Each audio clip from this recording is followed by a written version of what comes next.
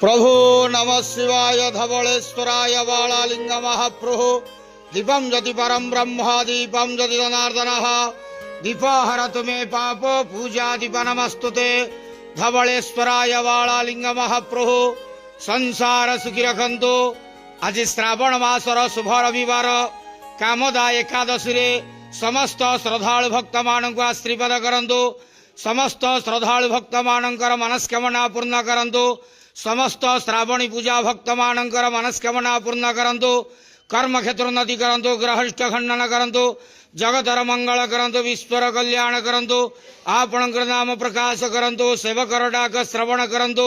समस्त गुआवसा भक्त मानकर मनस्कामना पूर्ण करंतु। जो जो भक्त माने आपणक पाखरे मानसिक रखिछंती तांक मानसिक पूर्ण करंतु। बाबा धवलेश्वराय बालालिंगाय नमो नमः।